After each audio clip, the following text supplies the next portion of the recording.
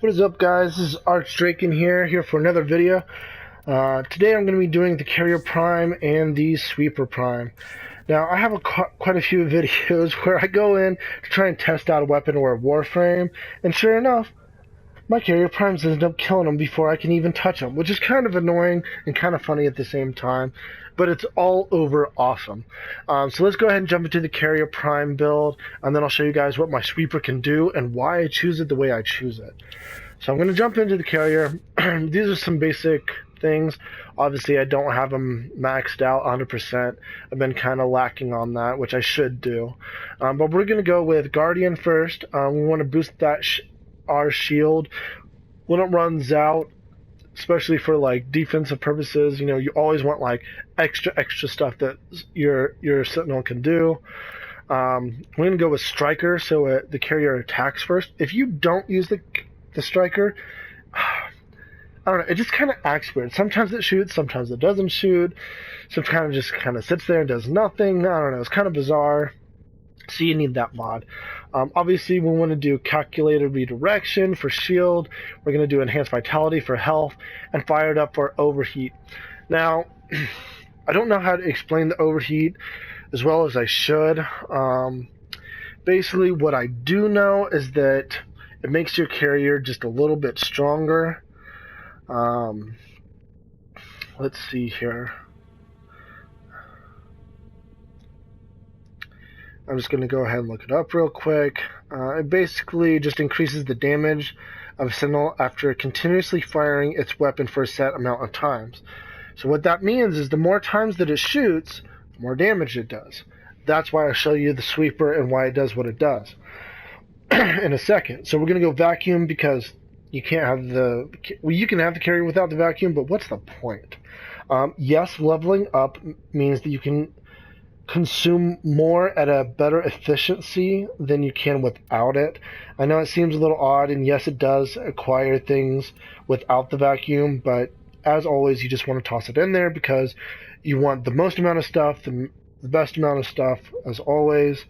I mean, it's kind of they don't really explain some of these mods as well as they should. Obviously, we're going to do the regen. Once he dies, which they die, no matter how high my health, shield, or armor rating is up, it's always going to go kablooey and die. So you always want them to give that one extra chance to go ahead and regenerate. And then Meta Ray, one of these new weapons that came out. I love this thing. I love the Meta Ray. If you don't have it, get it. I mean, it's not hard to get. They bought the Killer to Thame missions in Sedna, so you can keep on doing those over and over again. And I believe it's the Killer to Thame actual mission, assassination. And I love this thing. You're always going to restore health over 4 seconds, so you're going to get 4 seconds off. And I'm pretty sure it's 4 seconds off as long as you have, you know, health to be restored. Now, Sanctuary. I don't have it maxed out, and I should, and I feel like a hypocrite saying it, but you have to have Sanctuary maxed out. It's going to create a shield around the player when you're trying to revive them. If you have your Sanctuary maxed out all the way, every single time you revive someone, you're going to hit that shield. Now, I have mine in an R8, which means I'm going to need a whole bunch of fusion cores to level this up, but I'm not going to get that shield around myself when I'm reviving my allies every single time. And that's a must. Now, if you have Warframes that are already pretty strong and you can deal with every once in a while to where it doesn't come on, then do whatever you need to do. And then Coolant Link. Coolant Leak, my bad. Not Link, Leak. L-E-A-K. Sentinel that has a small freeze aura showing incoming enemies. Basically what this does is the proximity of an enemy, it will slow them down and actually do a little bit of freeze damage. If you don't believe me, read it on Wikipedia. Now let's go to the Sweeper. And what did I say about that Fired Up? It's based off the fire rate and does a little bit of extra damage. So, as always, I'm going to throw on some of my mods for the Sweeper.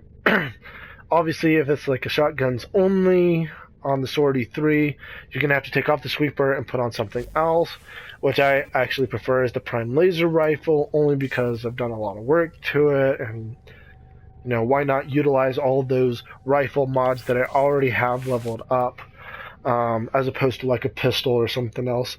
Then we're going to go with shotgun spaz. This is a must. Everybody's like, well, you can use it without shotgun spaz. It's still going to shoot pretty fast. Well, yeah, but this shoots so fast, it's just ridiculous.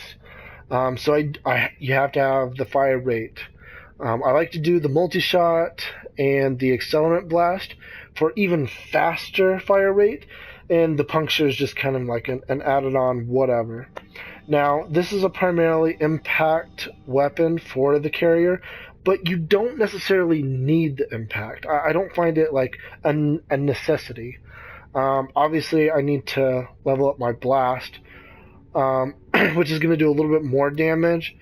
And you guys can figure that out when you level it up. It doesn't matter. What I'm showing you is how fast it can shoot and how much damage it will do in a second.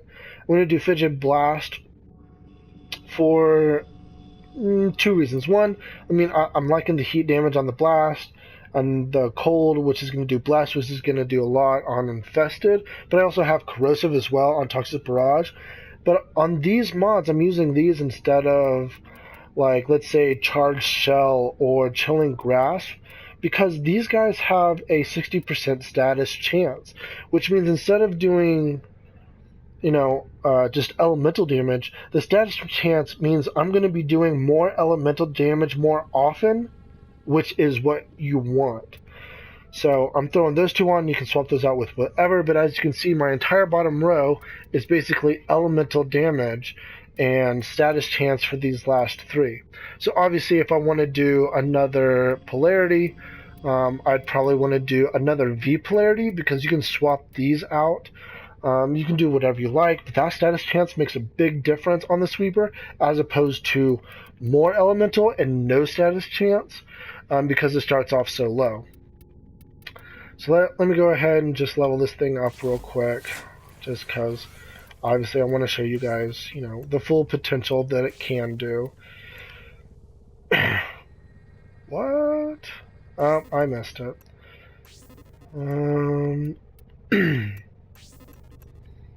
I know this is wasting the time of the video, and I apologize for that.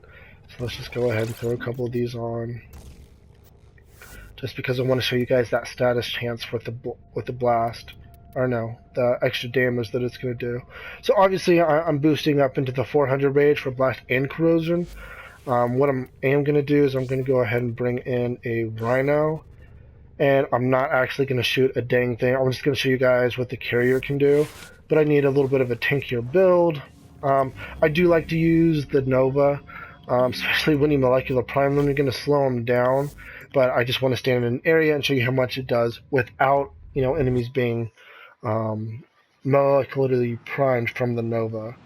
And don't forget to, you know, take a look at my other videos. I do have a speed and a slow Nova build separately, because they are basically two separate entities within a Nova build. The enemy is so I'm just going to go here to an infested on Pluto. Well, and the infested are going to work just as well as the Corpus or the Guardian. You just need to, you know, change around your elemental mods so they can do, you know, whatever damage you need to do. So I'm just going to sit here, and you can see how fast he's already shooting. Let me back up a little bit. And the range. I mean, the range is already pretty good, I think, for a shotgun on the sweeper. I'm just standing on top of it. I'm just not shooting a dang thing. And these are, what is that, level 36 leveled enemies. I mean, I'm just chilling here. Now, you can see that my carrier stopped shooting. It's because I stayed still. So you do need to be moving around with it so that your carrier can keep on shooting. I know it doesn't seem like that every time. It is a small little glitch that I don't think DE is aware of. But you need that spaz for the shooting quicker, and then you don't need to worry about the reload speed, because the reload speed isn't that slow to begin with. But we go through all those enemies, and then we're going through an ancient. It already comes with impact damage, so you're knocking over the enemies with the sweeper, especially that ancient, which makes a big deal. And then I killed level 6, 36 enemies with my carrier, I didn't shoot a single enemy. Why would I need to change my carrier without a shotgun spaz where it shoots slower? It just wouldn't make sense. I mean, the faster you shoot something, the faster it dies.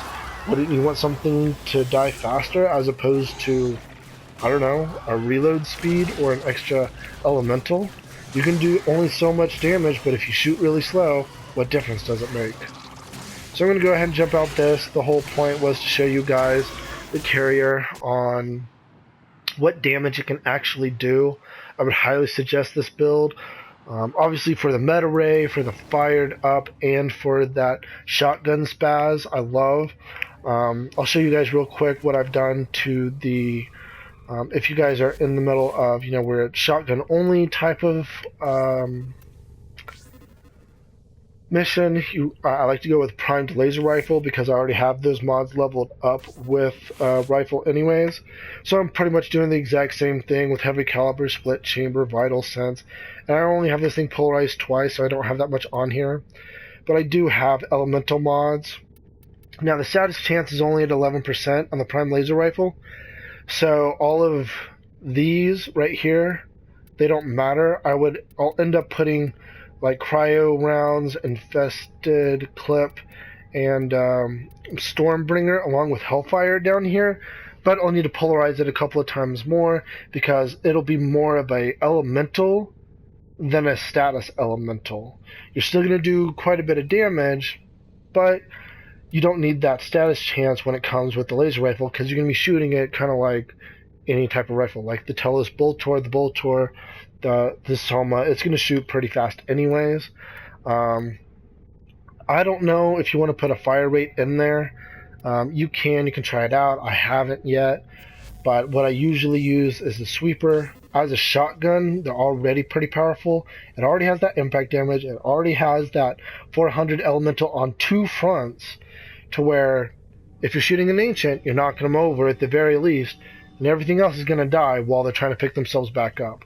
I highly suggest this carrier prime build. I love it to death. I haven't changed it in like about a year, besides just, you know, repolarizing and making it a little bit better, leveling up those mods that come with it. I mean, that's kind of just what I deal with. So as always, don't forget to hit that like button and subscribe. If you have any questions on the carrier prime, just go ahead and send me a message on here. Obviously, he looks a little funny only because when I bought the Nova Prime package a long time ago, it came with these little bitty aesthetics for the Carrier Prime. So don't worry about not getting those. He's going to look different anyways. Alright, peace out, y'all. Have a good one. Check out my other videos.